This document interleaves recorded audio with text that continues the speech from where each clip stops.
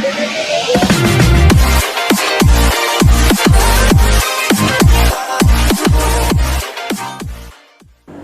Hello बच्चों, नमस्कार। देखो, आज का जो हमारा टॉपिक है वो है रिफ्रैक्शन ऑफ लाइट। हमने इससे पहले रिफ्लेक्शन पढ़ा था, उसके अंदर मिरर के बारे में जाना कि मिरर कितने टाइप के होते हैं, वो कैसे रिफ्लेक्शन करते हैं और कैसे उनके न्यूमेरिकल सॉल्व करते हैं। तो आई होप मैं सबका प्लेलिस्ट आपको आई बटन पे दे दूंगा। आज का जो हमारा मेन टॉपिक है वो है रिफ्रैक्शन। देखो, रिफ्रैक्शन क्या चीज होती है, पहला पॉइंट ये है, हम ये जानेंगे रिफ्रैक्शन क्या है, सबसे मेन चीज। उसके बाद इसके जो है प्रैक्टिकल लाइफ एप्लीकेशन क्या होंगे और लॉ ऑफ रिफ्रैक्शन क्या होगा, और आखिरी में हम ये जानेंगे कि इसे लेंस में कैसे यूज करते हैं। तो सबसे पहले आते हैं रिफ्रैक्शन के ऊपर कि रिफ्रैक्शन है क्या। तो अगर हम रिफ्रैक्शन को समझें तो क्या होता है कि आपका दो मीडियम लेते हैं, पहले तो मीडियम 1 और मीडियम 2। अब व्हाट इज मीडियम? मीडियम में हम ये देखते हैं जैसे स्पेस है, स्पेस यानी कि वैक्यूम। अगर हम वैक्यूम की बात करें, वैक्यूम में कोई आपका मीडियम नहीं है। अगर हम वैक्यूम की बात करें या स्पेस या फिर वैक्यूम की, तो वहां कोई मीडियम नहीं है, यानी वहां पार्टिकल नहीं है। बट रिफ्रैक्शन जो होता है वो हमेशा किसी मीडियम में होता है जहां क्या होता है, पार्टिकल्स हो। जैसे मीडियम 1 और मीडियम 2 आपको कोई पार्टिकल देखने को मिले, तो हमेशा क्या होता है कि रिफ्रैक्शन आपको किसी मीडियम में देखने को मिलता है। अब एक मीडियम में लेता हूं एयर, ठीक है, जिसके अंदर मतलब एयर है आपकी, जैसे कि नॉर्मली एयर है अभी इस मोमेंट, तो एक मीडियम हमने एयर ले लिया। पर क्या हो रहा है, एयर से जो लाइट है वो आपकी वाटर के अंदर जा रही है, तो वो मीडियम 1 से मीडियम 2 में ट्रैवल कर रही है लाइट। तो होता क्या है कि जैसे ही लाइट आपकी क्या होती है, एक मीडियम से दूसरे मीडियम में आती है। फॉर एग्जांपल लाइट ये आ रही थी, यहां पर इस पॉइंट पे दूसरा मीडियम स्टार्ट हो गया, लाइट आई, यहां से दूसरा मीडियम स्टार्ट हो गया, वाटर मान लेते हैं। तो होगा क्या, लाइट उसी डायरेक्शन में ही नहीं जाती, लाइट जैसे जा रही थी उसी सेम डायरेक्शन में नहीं जाती, बल्कि थोड़ी क्या हो जाती है, बेंड हो जाती है। जैसे लाइट आई और ये बेंड हो गई, जाना उसको ऐसे चाहिए था, लाइट को जाना बिल्कुल इस डायरेक्शन में चाहिए था, पर लाइट क्या हो गई, बेंड हो गई। तो लाइट जब बेंड हो जाती है तो हम बोलते हैं कि इसके अंदर क्या हो गया, रिफ्रैक्शन हो गया।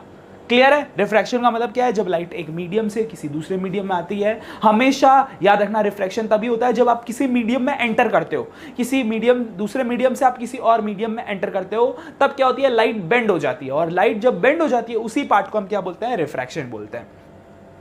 अब ऐसा क्यों होता है, उसका रीजन ये होता है, उसका मेन रीजन, रिफ्रैक्शन होने का मेन रीजन ये होता है, लोग ये बोलते हैं कि change in speed of light, change in speed of light होता है, change in speed of light होता है कि लाइट इसके अंदर अलग स्पीड से ट्रैवल कर रही थी और इसके अंदर अलग स्पीड से ट्रैवल करेगी। मतलब एयर में बहुत अच्छे से ट्रैवल कर रही थी, ज्यादा स्पीड से ट्रैवल कर रही थी, बट हुआ ये कि जैसे ही वो वाटर में आई, वाटर में वो कम स्पीड से ट्रैवल कर रही है, इस वजह से लोग बोलते हैं रिफ्रैक्शन होता है। पर मैं आपको एक दूसरा भी एक बात बता देता हूं कि ऐसा दूसरा रीजन ये है कि देखो क्या होता है, एक्चुअली में एयर जो था, एयर में पार्टिकल काफी दूर दूर थे, पार्टिकल दूर दूर होते हैं एयर के। अगर हम एयर को जूम करें तो पार्टिकल बड़े दूर दूर होते हैं, और वहीं अगर वाटर को देखें तो पार्टिकल वाटर के थोड़े पास होते हैं। मतलब इनकी जो पैकेजिंग होती है, एयर के अंदर तो कोई पैकेजिंग ही नहीं होती पार्टिकल्स की, पार्टिकल दूर दूर होते हैं, छोटे छोटे पार्टिकल होते हैं, माइन्यूट पार्टिकल होते हैं। बट इसके अंदर क्या होता है कि आपके जो पार्टिकल्स होते हैं पानी के, वो पास पास में होता है। तो लाइट की स्पीड क्या होती है इसके अंदर चलने में, देखो इसमें लाइट को चलने में कोई प्रॉब्लम नहीं थी क्योंकि पार्टिकल दूर दूर थे, पर यहां पर क्या हो गए, पार्टिकल बहुत पास पास आ गए। इस वजह से क्या हुआ कि आपकी लाइट क्या हो गई, स्लो डाउन हो गई। क्या हो गई, स्लो डाउन हो गई। आप ये भी बोल सकते हो कि लाइट जो है वो पार्टिकल्स से स्कैटर करती है, मतलब कि लाइट आती है किसी भी मीडियम में तो वो मीडियम के पार्टिकल से टकरा सकती है, उस वजह से भी उसकी स्पीड क्या हो गई, स्लो हो गई, और उस वजह से भी वो बेंड हो गई। तो ये है आपका रिफ्रैक्शन ऑफ लाइट। एक सिंपल सी बात जो मैंने आपको समझाने की कोशिश करी कि जब लाइट एक मीडियम से किसी दूसरे मीडियम में आती है तो वो क्या हो जाती है, आपकी हमेशा क्या हो जाती है, उसकी स्पीड या तो कम हो सकती है या ज्यादा हो सकती है, डिपेंड करता है कैसा मीडियम का खुद का नेचर है। चलो इसे और अच्छे से एक बार समझते हैं हम अच्छे से। तो क्या है, एक बार और अच्छे से समझते हैं। हमेशा हम दो वर्ड का यूज करेंगे इस चैप्टर के अंदर, एक है वर्ड रेयरर, ठीक है, रेयरर, और एक हमेशा वर्ड यूज होगा डेंसर। ठीक है, what is rarer and what is denser, पहले ये जान लेते हैं। देखो रेयरर वो मीडियम होगा जिसके पार्टिकल थोड़े दूर दूर हो, ठीक है, जिसके पार्टिकल्स जो हैं वो दूर दूर हो, उनके बीच में गैप हो, और पार्टिकल्स जो हैं वो कंसंट्रेटेड ना हो, मतलब बहुत ज़्यादा पास पास में ना हो। और डेंसर पार्टिकल वो होगा, डेंसर मीडियम वो होगा जो कि क्या होगा, डेंसर मीडियम वो होगा जिसके पार्टिकल इसके कंपैरिटिव, मतलब याद रखना, इसके कंपैरेटिवली, इसके रेयरर के कंपैरेटिवली पास हो। हमेशा डेंसर को किससे कंपेयर करना है, हमें रेयरर से, ठीक है। हमेशा डेंसर जो है उसे हमें रेयरर से कंपेयर करना है कि देखो इसके पार्टिकल तो दूर दूर है, इसके पार्टिकल पास पास है, तो ये डेंसर हो गया और वो रेयरर हो गया। समझ में आया? अब ये इसका मतलब क्या है, इसको इससे कंपेयर करने का मतलब क्या है। अब मान लो आपसे कोई पूछे कि एयर और वाटर में कौन ज्यादा डेंसर, एयर और वाटर में कौन ज्यादा डेंसर, तो आप बोलोगे इसके अंदर ये डेंसर है, क्योंकि एयर के पार्टिकल पास पास होते हैं, तो एयर जो है यहां पर हो जाएगा रेयरर, ठीक है। पर कोई आपसे पूछे कि मैंने दो मीडियम लिए, एक वाटर लिया और एक ग्लास लिया, ठीक है। अब देखो ग्लास तो सॉलिड होता है, ग्लास तो आपका सॉलिड हो गया और वाटर आपका लिक्विड हो गया, किसके पार्टिकल ज्यादा पास में होंगे, ग्लास के और ज्यादा पास में होंगे ना वाटर से भी। तो इस केस में अगर हम कंपेयर करें दोनों को, तो वाटर इस बार क्या हो जाएगा, आपका रेयरर हो जाएगा, और ये बार इस बार क्या हो जाएगा, डेंसर हो जाएगा। हमेशा याद रखना कंपैरिजन करना पड़ता है आपको। कंपैरिजन का मतलब है करना पड़ता है कि वाटर और ग्लास में से ग्लास जीत गया, क्योंकि ग्लास के पार्टिकल बहुत ज्यादा क्लोज है, सॉलिड है, सॉलिड होने की वजह से बहुत ज्यादा क्लोज है, और वाटर के, इन दोनों के मुकाबले वाटर के थोड़े दूर दूर है। पर अगर हम इन दोनों को कंपेयर करें, गैस और लिक्विड में कंपेयर करें, तो एयर के पार्टिकल बहुत ज्यादा दूर दूर है और पानी के पार्टिकल में क्या है, थोड़ा सा गैप है, बट ज्यादातर ये पास में है। इसलिए इन दोनों में कौन जीत गया, वाटर जीत गया। तो हम कंपैरिजन करते हैं, हमेशा मीडियम डिसाइड करने के लिए आपको कंपैरिजन करना पड़ेगा। जैसे कोई बोले अल्कोहल है, और अल्कोहल एक तरफ ले लिया और एक तरफ आपका ले लिया डायमंड, तो आप देखोगे यार अल्कोहल और डायमंड में से जाहिर सी बात है डायमंड के पार्टिकल ज्यादा क्लोज होंगे, तो डायमंड आपका क्या हो गया, डेंसर हो गया। इस तरीके से हम क्या करेंगे, हमेशा कंपैरिजन करेंगे। आई होप आपको समझ में आ रहा होगा कि एक हमें रेयरर लेना है जिसके पार्टिकल थोड़े दूर हो इसके मुकाबले, डेंसर के मुकाबले, तो इन दोनों को आपस में कंपेयर करना है। जिसके दूर हो उसे रेयरर ले लो, और जिसके पार्टिकल पास में हो उसे आप क्या ले लो, क्या ले लोगे, डेंसर ले लोगे। जिसके पार्टिकल पास में है उसे डेंसर। और अब एक और चीज मैं आपको बताता हूं, हो सकता है ये भी हो सकता है आपका कि जो है आपका जो मीडियम 1 और मीडियम 2 की हम बात कर रहे हैं उसमें से एक एयर हो, मीडियम 2 एयर हो, और मीडियम 1 कुछ हो ही ना बल्कि वैक्यूम। ऐसा भी पाया गया, ऐसा भी क्वेश्चन हम करते हैं कि लाइट वैक्यूम से आ रही है, मतलब जहां पार्टिकल ही नहीं थे, और ग्लास किस में आ गई, ग्लास में नहीं आई बल्कि एयर में आ गई। लाइट जो है आपकी, ऐसा होता है स्पेस में, देखो स्पेस है, वहां कोई पार्टिकल है नहीं, वहां वैक्यूम है, और वैक्यूम से लाइट तो हमेशा स्पेस से आते हैं। जैसे सन की जो लाइट है वो हमेशा कहां से आती है, स्पेस से आती है।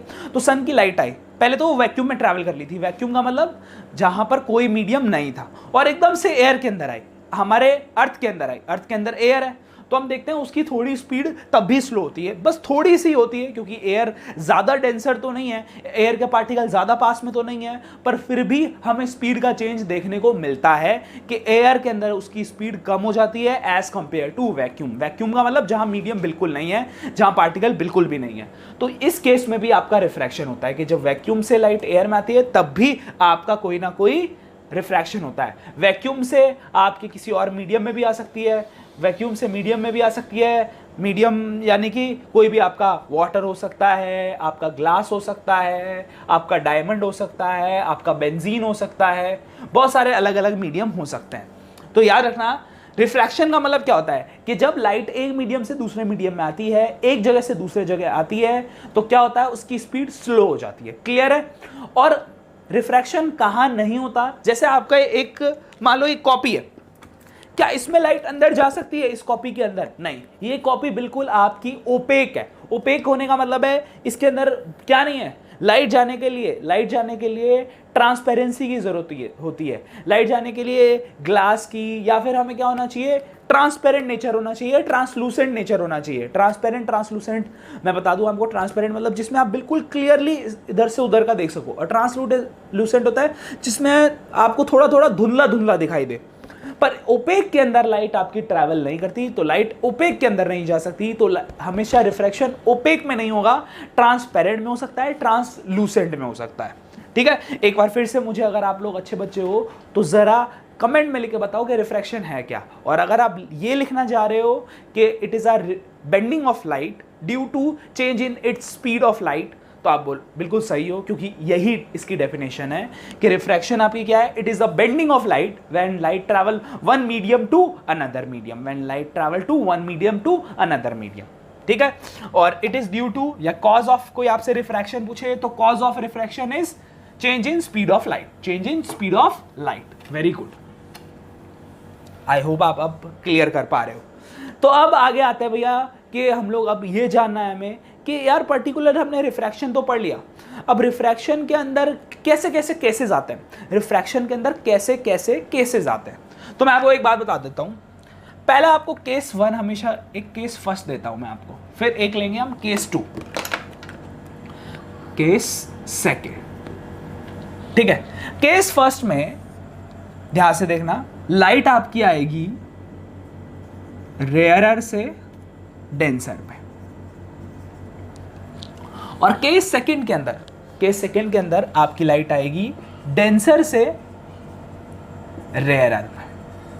मतलब कि एक बार जो पार्टिकल जिससे दूर दूर है उससे पास पास वाले पे आएगी, और एक बार पास पास वालों से दूर वाले पे आएगी। ये जो मैंने लाइन बनाई है इसे हम बोलते हैं सरफेस या इंटरफेस। इस लाइन को हम बोलते हैं सरफेस, या फिर आपको मैं कॉमन वर्ड बता दूं, इंटरफेस। ठीक है, इंटरफेस मतलब कि दो मीडियम के बीच का एक सरफेस, दो मीडियम के बीच का सरफेस। अब रेयरर हम ले लेते हैं, एयर को, और यहां डेंसर ले लेते हैं हम वाटर को।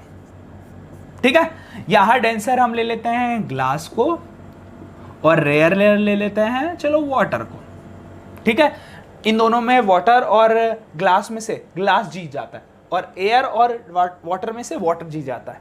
तो अब क्या होगा ये कि हमेशा आप पहले एक लाइट लेके आओ, ऐसे इस लाइट को ऐसे जाना चाहिए था, एकदम आते हुए सीधा चले जाना चाहिए था, पर आप इस पॉइंट के बाद इसे डॉटेड बनाओगे।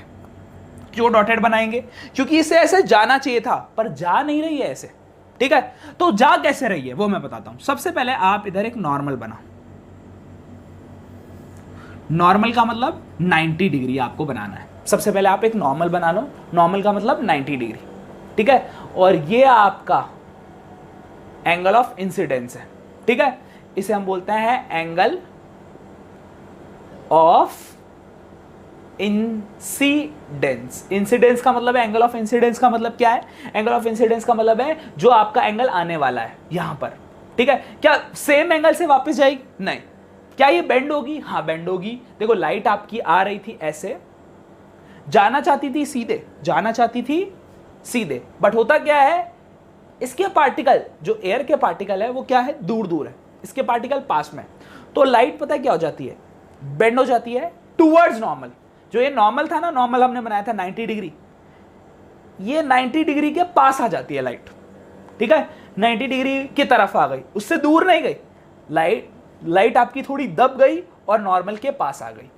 तो I is greater than are. ठीक है, angle of incidence is greater than angle of refraction. ये आपका है एंगल ऑफ रिफ्रैक्शन। ठीक है, एंगल ऑफ रिफ्रैक्शन का मतलब क्या है, जो आपका बेंड होने वाला एंगल है, जो आपका बेंड हुआ एंगल, जो एंगल में चेंज आ गया है, ठीक है, वो हमें बताता है। उस चेंज को बताने के लिए हम ये लेते हैं एंगल ऑफ रिफ्रैक्शन, कि लाइट आपकी आई और आपकी थोड़ी दब गई। सेम इसमें भी हम ऐसे ही करेंगे कि आपकी लाइट ऐसे आ रही थी, इसको जाना ऐसे चाहिए था, तो यहां से मैं थोड़ी डॉटेड बना लेता हूं लाइट। ठीक है, और यहां पर अब मैं क्या बनाऊंगा, नॉर्मल का मतलब क्या होता है, नॉर्मल का मतलब होता है कि ये सरफेस से हमने 90 डिग्री बनाया है, ये आपका आई है, ठीक है। इस बार डेंसर से रेयरर पे जा रही थी, भारी मीडियम से हल्के मीडियम की तरफ जा रही है। तो इस बार जो आपकी लाइट है जो ऐसे आ रही थी, ठीक है, वो ऐसे आते अवे टू द नॉर्मल चली जाएगी। अवे टू द नॉर्मल का मतलब क्या होता है कि लाइट का एंगल ऑफ इंसिडेंस कम था, जिस एंगल से लाइट आ रही थी, और लाइट खुल जाएगी अगर लाइट भारी मीडियम से हल्के मीडियम की तरफ आती है। तो देखो आते आते आते आते जाना इसे ऐसे चाहिए था, पर नॉर्मल से और दूर चली गई और खुल गई, और इस बार आर बड़ा है आई से। ठीक है, आई होप आपको यहां पता लगा होगा कि इस केस में क्या हुआ था कि लाइट रेयरर से डेंसर में आई थी, हल्के से भारी की तरफ आई, दब गई, आर कम हो गया, और इसके अंदर क्या हो गया, भारी से हल्के की तरफ गई, तो जो आपका आर है वो बढ़ गया, इसमें आर कम हो गया आई से, इसमें आर बढ़ गया। इसे बोलते हैं टूवर्ड्स नॉर्मल, उसे बोलते हैं अवे टू द नॉर्मल। तो इतना आप जरूर नोट कर लेना कि ये क्या चक्कर है। ठीक है, ये केस 1 होता है रिफ्रैक्शन में, और ये केस होता है नंबर 2 रिफ्रैक्शन का। आई होप आपको पता लगा हो। तो ये आप बना लेंगे तो बहुत बढ़िया रहेगा। 2 मिनट वीडियो को पॉज करके इस चीज को बना लेना, ताकि आगे आपका ये काम आए।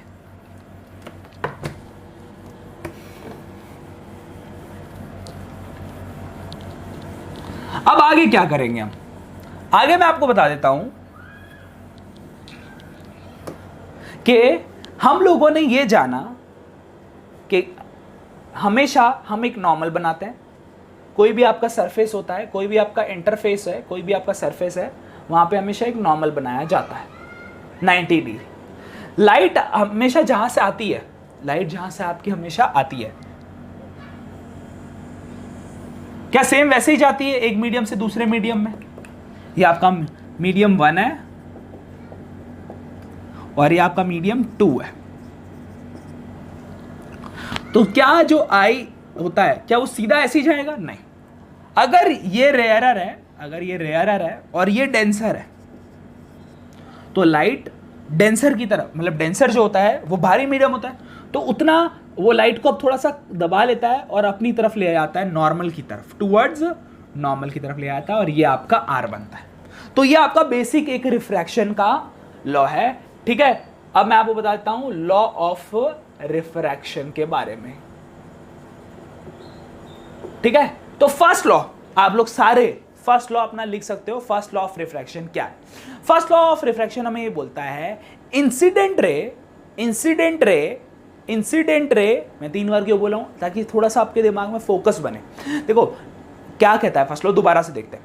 वो कहता है incident ray, normal and refracted रे, incident ray, normal and refracted रे lies on the same plane, lies on the same plane at a point of incident, at a point of incidence। मतलब है कि तीनों जो हैं, नॉर्मल, इंसिडेंट रे, ये जो आपकी इंसिडेंट रे है, ठीक है, और ये आपकी है refracted ray, refracted ray lies on the same plane, तीनों सेम प्लेन पे। सेम प्लेन का मतलब एक ही आपके, देखो सारी एक ही पॉइंट से जुड़ी हुई है और एक ही प्लेन पे। क्या ऐसा हो सकता है क्या कि लाइट आपकी आए यहां से और निकले यहां, लाइट आपकी आए और निकले यहां? ऐसा नहीं होता यार कि लाइट इधर आई और इधर आई।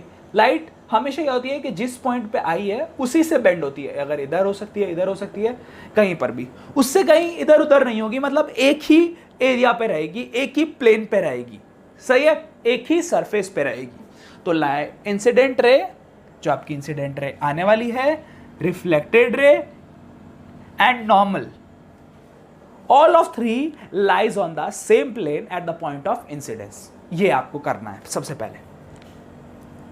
तो आई होप आपको ये क्लियर होगा। ये है आपका फर्स्ट लॉ। सेकंड लॉ थोड़ा सा अलग है। सेकंड लॉ एक नया टाइप का लॉ है जो रिफ्रैक्शन में आपने नहीं पढ़ा था। ये जो लॉ है रिफ्रैक्शन का, ये आपने रिफ्लेक्शन में नहीं पढ़ा था। तो ये लॉ कहता है साइन, ठीक है, sine of angle of incidence, sine of angle of incidence, ठीक है, to that of sine of angle of refraction, to that of sine of angle of refraction is equal to constant, is equal to constant. यानी कि sine आई, अगर हम sign आई, sign आप जानते हो trigo आपने पढ़ी होगी, sine, cos, tan, cosec, sec, cot, उसके अंदर आपका साइन सबसे पहला एक फंक्शन होता है।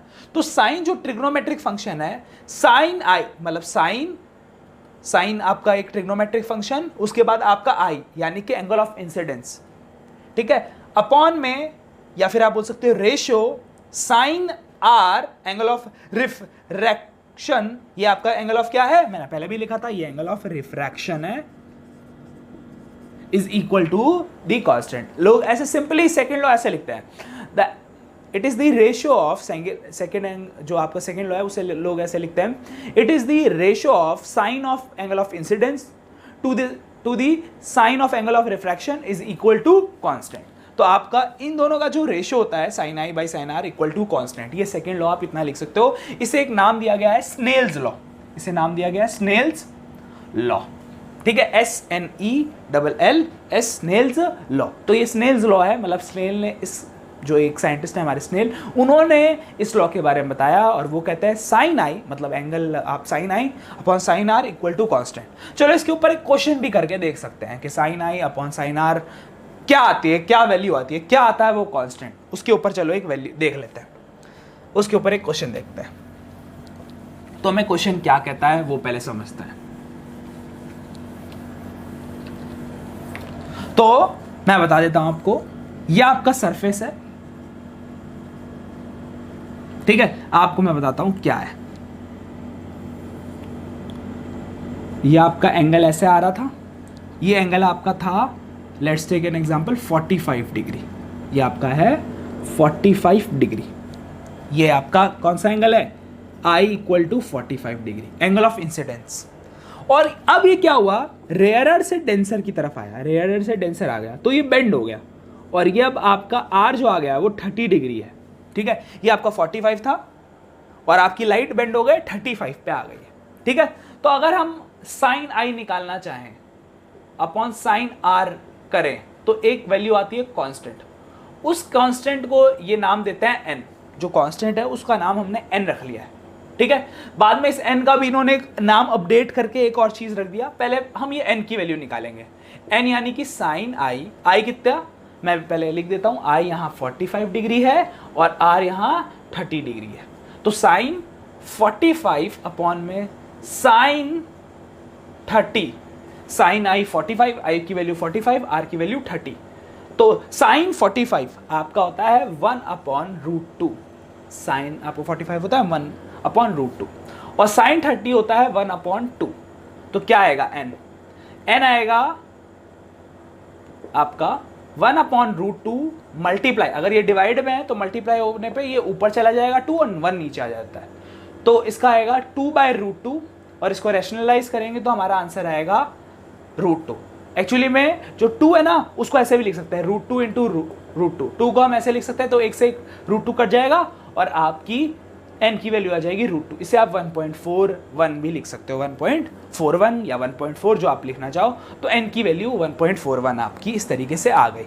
तो आपको शायद ये लॉ समझ में आया होगा, इससे कैसे यूज करते हैं वो भी समझ में आया होगा कि आपको जो भी i और r दे रखा है उसकी वैल्यू इसमें डालो, और ट्रिग्नोमेट्री का टेबल जो आपने थोड़ी बहुत याद करी होगी, वैसे साइन की वैल्यू सबको याद होती है कि साइन 0 0 है, साइन 30 1/2 है, साइन 45 1/√2 है, साइन 60 डिग्री आपका √3/2 है और साइन 90 आपका 1 है। तो उस हिसाब से इसमें आप वैल्यू पुट कर दो और आपका आंसर आ जाएगा, पता लगा होगा शायद आपको इतना। तो आगे देखते हैं आगे क्या है इसके बारे में, आगे हमें कैसे पता लगेगा। तो अगला हमें चीज समझनी है कि वो जो n आया था sine i upon sine r, जो एक कांस्टेंट हम बोल रहे थे, उससे बाद में हमने n नाम दिया, n यानी कि बाद में इसका नाम रखा गया रिफ्रैक्टिव इंडेक्स, रिफ्रैक्टिव इंडेक्स, ठीक है। तो इसके बारे में और थोड़ा सा जानते हैं कि ये क्या चीज है, रिफ्रैक्टिव इंडेक्स क्या होता है, क्या ये बताता है, क्या इसका प्रैक्टिकल यूज है, तो वो जानते हैं कि सबसे पहले रिफ्रैक्टिव इंडेक्स क्या है। तो जो रिफ्रैक्टिव इंडेक्स है ना आपका, रिफ्रैक्टिव इंडेक्स वो आपको एक इंफॉर्मेशन देता है, इसकी जो वैल्यू आती है, इसकी जो वैल्यू आती है वो आपको एक इंफॉर्मेशन देती है। किस चीज के बारे में इंफॉर्मेशन देती है वो आपको, तो वो आपको एक इंफॉर्मेशन देती है अबाउट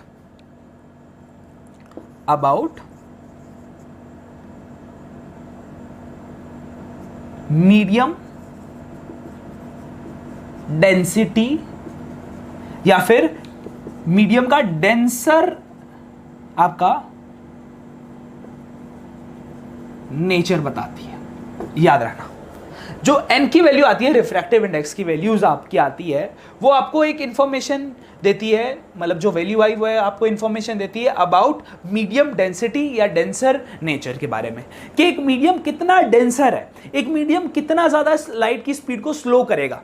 जैसे एग्जांपल के तौर पे देखो, मान लो कि आपका वाटर का n जो है, वाटर का जो n है वो आपका है 1.3, ठीक है। ग्लास का जो आपका n है वो है 1.5 और डायमंड जो है आपका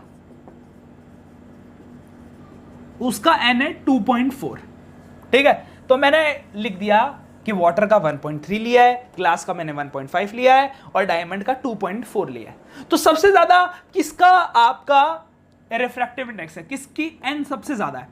n सबसे ज्यादा है डायमंड का। तो इसका मतलब जो डायमंड है, जो आपका डायमंड है, जो आपके हीरे होते हैं, उनमें सबसे ज्यादा डेंसर नेचर होता है, उनमें सबसे ज्यादा डेंसर नेचर होता है और वो सबसे जल्दी आपका क्या करते हैं, सबसे जल्दी वो आपको स्लो डाउन कर देते हैं, लाइट की स्पीड को स्लो कर देता है। दोबारा से बताता हूं कि n करता क्या है। n है आपका रिफ्रैक्टिव इंडेक्स। रिफ्रैक्टिव इंडेक्स की जो वैल्यू है, जो रिफ्रैक्टिव इंडेक्स की वैल्यू है वो हमें ये बताती है कि एक मीडियम कितना डेंसर है, कितना जल्दी वो लाइट की स्पीड को स्लो डाउन करेगा, कितनी जल्दी वो लाइट की स्पीड को स्लो डाउन करेगा। तो जाहिर सी बात है, वाटर जो है उसका 1.3 है। 1.3 का मतलब क्या है कि उसका इतना नेचर है 1.3, एक मेजरमेंट कर रखी है। इसका भी मैं फॉर्मूला भी बता दूंगा आपको कि हमने वाटर की मेजरमेंट कर रखी है 1.3, ग्लास की मेजरमेंट कर रखी है 1.5 और डायमंड की मेजरमेंट कर रखी है 2.4। तो हम देखते हैं कि ये डायमंड का जो हमेशा 2.4 रहता है रिफ्रैक्टिव इंडेक्स, तो डायमंड सबसे ज्यादा लाइट की स्पीड को स्लो करता है। उसके बाद आपका वाटर कर दे, इसके हिसाब से तो ग्लास कर रहा है और तीसरे नंबर पे वाटर कर रहा है। तो जिसका जितना ज्यादा रिफ्रैक्टिव इंडेक्स उतना ज्यादा वो लाइट की स्पीड को स्लो करेगा। याद रखना, जितना ज्यादा रिफ्रैक्टिव इंडेक्स उतना ज्यादा वो लाइट की स्पीड को स्लो करेगा। आई होप आपको समझ में आ रहा है। तो देखो, इसका एग्जांपल से समझाता हूं कि डायमंड का इन्होंने रिफ्रैक्टिव इंडेक्स यानी कि n निकाला कैसे होगा। इन्होंने रिफ्रैक्टिव इंडेक्स निकालने का फॉर्मूला क्या बनाया होगा, तो रिफ्रैक्टिव इंडेक्स का फॉर्मूला अब हम जानेंगे। अगर आपने ये नोट नहीं करा तो थोड़ा सा वीडियो को बैक करके इसको जरूर नोट करना कि मैंने रिफ्रैक्टिव इंडेक्स के बारे में क्या बताया, क्योंकि आजकल जो है आपकी ज्यादा लॉजिक पे ध्यान दिया जा रहा है, ज्यादातर आपकी कॉन्सेप्ट लर्निंग पे ध्यान दिया जा रहा है। तो जितना ज्यादा आप कॉन्सेप्ट लर्निंग पे ध्यान दोगे उतना ज्यादा आपके लिए बेस्ट होगा। तो आते हैं अब n यानी कि रिफ्रैक्टिव इंडेक्स। तो रिफ्रैक्टिव इंडेक्स को निकालने का एक तरीका होता है, ठीक है, कि आप कंपैरिजन करो। आप क्या करो, कंपैरिजन करो। रिफ्रैक्टिव इंडेक्स जो है ना उसे निकालने का तरीका है कंपैरिजन करो। आप ऊपर में रखो speed of light in vacuum, VACWM vacuum, और नीचे लिखो speed of light in medium, जो भी आप मीडियम में देखना चाहते हो। मान लो कि मुझे डायमंड का निकालना है n, मुझे डायमंड का n निकालना है, तो मैं speed of light in vacuum तो ऊपर रखूंगा ही रखूंगा। मैं speed of light in vacuum तो ऊपर रखूंगा ही रखूंगा, और मैं स्पीड ऑफ लाइट नीचे क्या डालूंगा, मीडियम डालूंगा। मीडियम का यानी का मतलब डायमंड। मुझे डायमंड का निकालना है। देखो, जो आपको जिसका n निकालना है, मीडियम यहां पर आपको वही डालना पड़ेगा। कंपैरिजन आप क्या कर रहे हो, सबसे ज्यादा स्पीड ऑफ लाइट कहां होती है, वैक्यूम में। तो वैक्यूम में स्पीड की जो लाइट की स्पीड है वो बहुत ज्यादा है, तो उसका हम कंपैरिजन करेंगे speed of light in diamond से। मीडियम की जगह क्या आ जाएगा, डायमंड। ये तो मैंने इसका फॉर्मूला बताया, पर अगर आपको n डायमंड का निकालना है तो मीडियम की जगह डायमंड आ जाएगा। अगर आपको n वाटर का निकालना है तो मीडियम की जगह वाटर आ जाएगा। कंपैरिजन किसका किसका हो जाएगा, आपका वैक्यूम का कंपैरिजन और नीचे वाटर का कंपैरिजन। तो आप क्या चेक कर लो कि स्पीड ऑफ लाइट इन किसी भी मीडियम में कितनी है, उसके बाद इसको यहां पे डाल दो, और ऊपर तो हमेशा वैक्यूम ही डलेगा।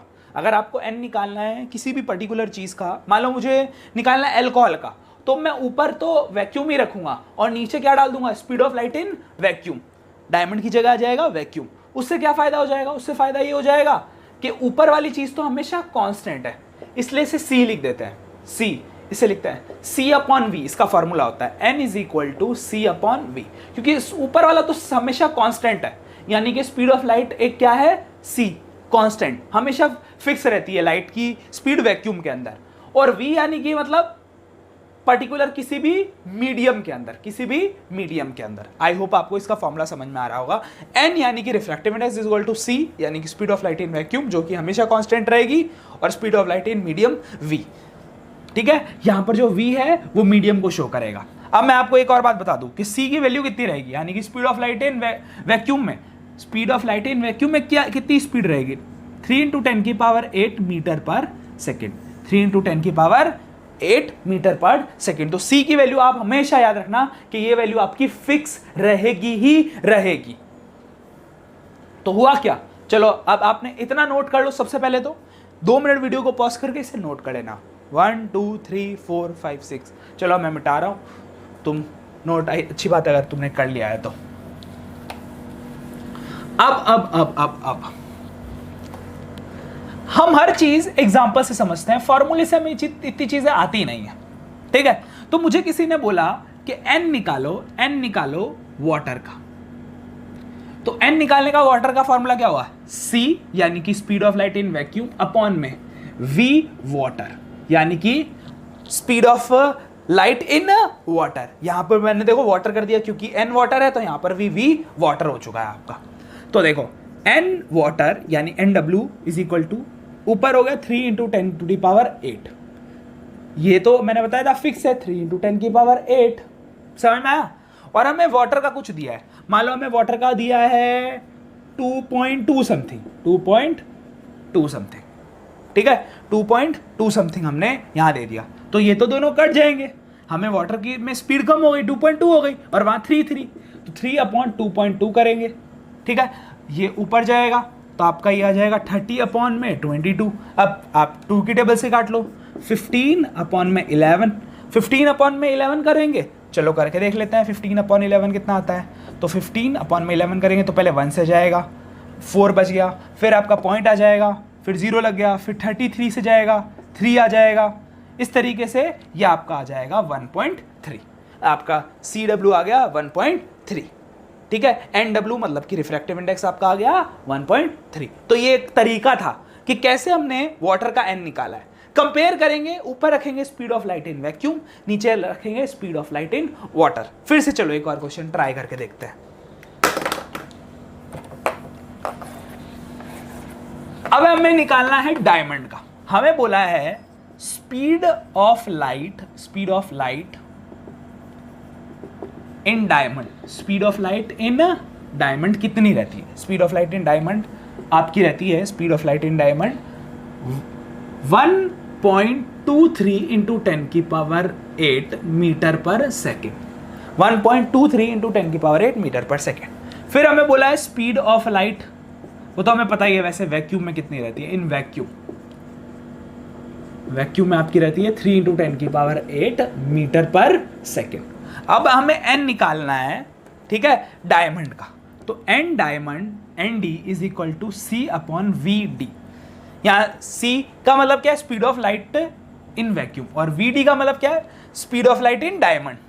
तो दोनों को डिवाइड कर लेते हैं, 3 × 10⁸ speed of light in vacuum, ये C से और ये V से, और 1.23 × 10⁸ 10⁸ से 10⁸ कट गया, और 3/1.23 करोगे ना तो 2.4 आपका आंसर आएगा। अब क्या यूनिट आएगी, कोई रिफ्रैक्टिव इंडेक्स की यूनिट होती है, नहीं, रिफ्रैक्टिव इंडेक्स की कोई यूनिट नहीं है। क्यों नहीं है कोई यूनिट, अगर आपसे कोई पूछे तो, क्योंकि देखो इसकी भी यूनिट मीटर पर सेकंड थी, इसकी भी यूनिट मीटर पर सेकंड थी, इसकी भी यूनिट मीटर पर सेकंड थी, तो दोनों कट जाएगा और आपका सिर्फ आंसर आएगा 2.4। आई होप आपको क्लियर हो रहा होगा कि आपका क्या आंसर आया है। समझ में आया, आई होप समझ में आया हो कि रिफ्रैक्टिव इंडेक्स कैसे निकालते हैं, रिफ्रैक्टिव इंडेक्स कैसे निकालते हैं। और अगर एक और इसी में क्वेश्चन आए, इसी में कि आपको 2 रिफ्रैक्टिव इंडेक्स का कंपैरिजन करना हो, 2 रिफ्रैक्टिव इंडेक्स का कंपैरिजन करना हो, ठीक है, उसे बोलते हैं refractive index of something with respect to something. अब ये फिलिंग द ब्लैंक्स क्या है, ये पूरा आपको समझ में आना चाहिए। एग्जाम में मान लो आया refractive index of water with respect to glass, ठीक है, refractive index of water with respect to glass. तो हम क्या करते हैं इसके लिए, हमें इसके लिए करना है NW अपॉन में NG, refractive index of water with respect to glass, NW upon N what glass. हमेशा ऊपर जो रहता है वो रहता है मीडियम 2, मीडियम सेकेंड, जिसमें लाइट जा रही है, और जिससे लाइट आई है उसे बोलते हैं मीडियम 1। तो नीचे हमेशा रहता है मीडियम 1, और इसका फॉर्मूला ऐसा होता है VG अपॉन में VW। अगर यहां NW ऊपर है तो यहां पर VW नीचे रहेगा, और NG नीचे है तो VG ऊपर रहेगा, क्रॉस रहता है, ठीक है, इसके अंदर क्रॉस नेचर रहता है। तो ये फॉर्मूला एक बनता है आपका। इस फॉर्मूले को पहले नोट कर लो कि अगर ऊपर आपका रिफ्रैक्टिव इंडेक्स ऑफ मीडियम 2 है, अपॉन में रिफ्रैक्टिव इंडेक्स ऑफ मीडियम 1 है, तो यहां पर होगा पहले मीडियम 1 और फिर मीडियम 2। वहां अगर 2 था तो इसके क्रॉस में 2 रहेगा, और यहां 1 है तो इसके क्रॉस में 1 रहेगा। ये एक फॉर्मूला आपका बनता ही बनता है। अब इसको अगर आप समझ गए तो आपको मजा आ जाएगा, ठीक है। पहले आप इसे नोट कर लो, नोट कर लो। मैं 5 सेकंड तक वेट करता हूं, 1 2 3 4 5 सेकंड। अब मैं मिटा रहा हूं इसको। अब इसका मतलब क्या है, इसका मतलब वो होता है कि आप किसी एक पर्टिकुलर मीडियम को, किसी एक पर्टिकुलर मीडियम को, कोई भी एक मीडियम हो सकता है, वाटर जैसे इसमें दे रखा है, लाइट इस वाटर में आई है ग्लास से, लाइट ग्लास से इस वाटर में आई है, तो उसमें कितना चेंज आया है ग्लास के हिसाब से। यहां पे जो विद रिस्पेक्ट टू का मतलब होता है ना, कि ग्लास के हिसाब से वाटर में कितना चेंज आया। Refractive index of water with respect to glass का मतलब यह है कि पानी के अंदर जो आया है लाइट, पहले वो ग्लास में थी। देखो इसको है ना, थोड़ा सा मैं लिख देता हूं। हमेशा जब भी आपको कोई बोले ना कि रिफ्रैक्टिव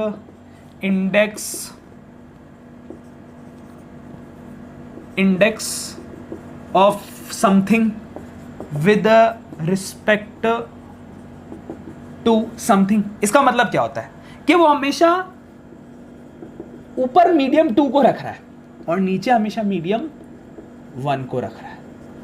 मतलब हमेशा हम क्या चेक करेंगे कि जो मीडियम 2 में आई है लाइट, ठीक है, और जब वो मीडियम 1 में थी तो उसमें कितना चेंज आया, मीडियम 1 के मुकाबले उस मीडियम 2 में आने में उसमें कितना चेंज आया।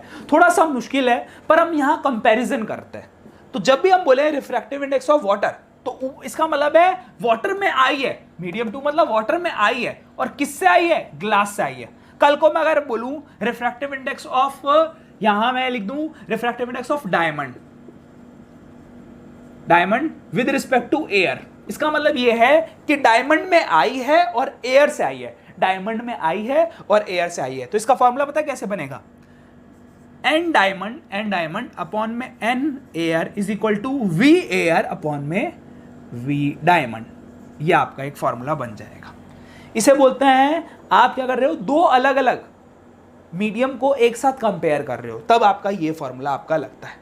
और नॉर्मल तो फॉर्मूला ऐसा था, n is equal to C by V, पर जब आप दो मीडियम को कंपेयर करोगे तो ये आपका फॉर्मूला रहेगा।